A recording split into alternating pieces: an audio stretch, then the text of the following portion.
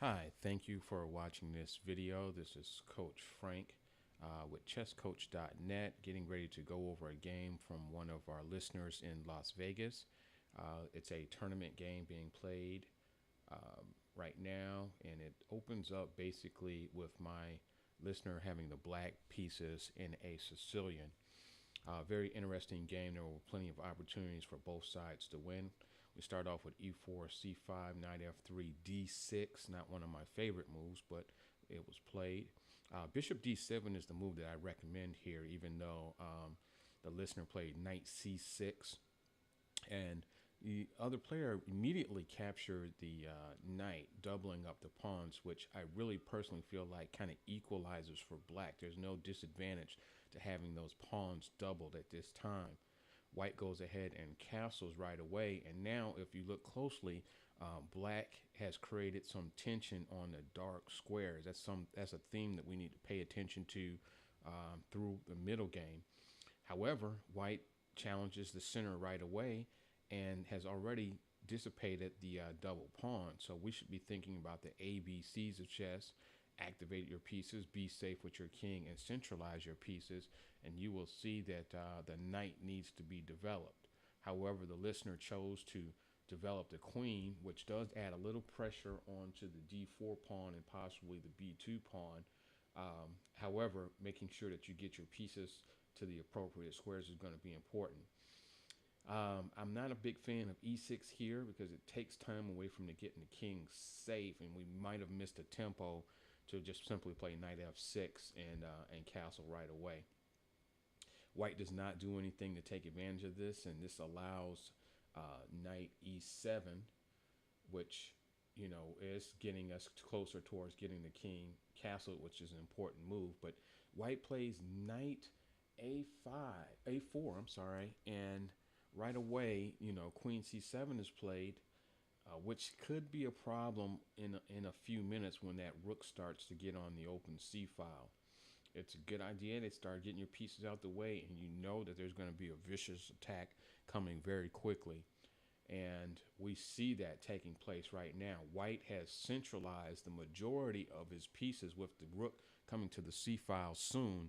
The only piece out of place is this knight on the rim. Meanwhile, black has structured most of their pawns on the white squares, including that light square bishop that probably needs to be traded off. All right, and now we're looking at some good squares for the rooks. They chose to place the rook on b8. I think c8 might have been a little bit better.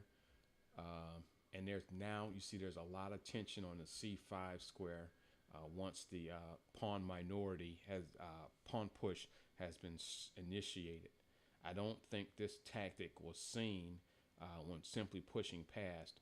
If knight captures, black really could have been in a world of trouble.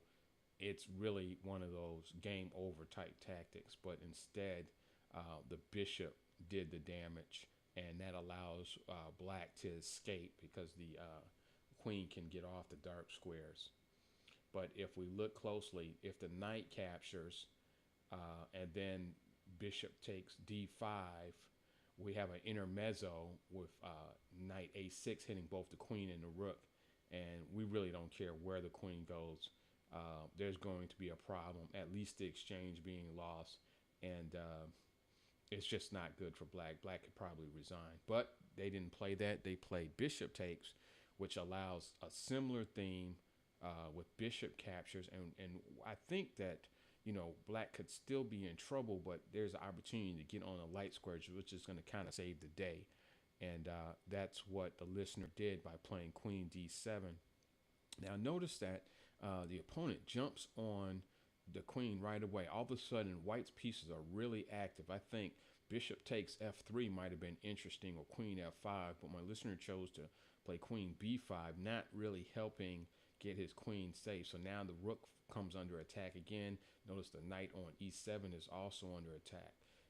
Capturing that knight, getting rid of that bad light square bishop is critical in order to be able to equalize in this position. I think the only thing left that can be done now is just to try to, challenge the open file with the rooks by, holding the knight, and going from there. And I think this is probably the best plan that black can choose. Now here, white had the opportunity to play rook e7, but missed it and just simply traded rooks. Now, black is really equal again. Yeah, white has some dark square weaknesses. The back rank is vulnerable, and his pieces are awkwardly placed. I think now that he has chosen to cut off the rook file so that he doesn't get caught up in any little mate nets, uh, white might be in some trouble. He's doing a lot of retreating. And here we have an opportunity to simply play bishop d4 with a really nice tactic. The bishop cannot capture it because the back rank is going to be vulnerable, and we have dark square weaknesses. So let's take a look at that real quick. If bishop d4, it's pretty much game over. The bishop would capture the bishop, and then simply knight takes, and you're hitting the queen right away, and you're threatening the fork on the d2 square, which cannot be stopped. There is no way to challenge both the queen and the rook. Let's take a look. Hitting that d2 square, the queen has to move because it will be checked. There's no way to challenge our queen. There's no way to challenge our rook. We're just winning material right now on the move. This is a game over sequence that was missed. I think there were a couple shots like this, but this is probably the one critical point in the game where we could have just ended it all. But the bishop was captured right away. So let's continue on. And I think black still has some edge here because the dark squares on white side are extremely weak. I think capturing the A pawn is correct. And he has to be very careful. If after rook b1, leaving the d pawn hanging, the white king has to be very careful because of those dark squares. We're going to get those pawns back. There's nothing to worry about. But he's got to worry about getting his rook snatched off the board because he'll be capturing on the dark squares. Really look at the triangulation of the black's dark square bishop dominating the board. If we could ever get that bishop activated, I think it took too long in this game really to get that bishop activated and realize its full potential.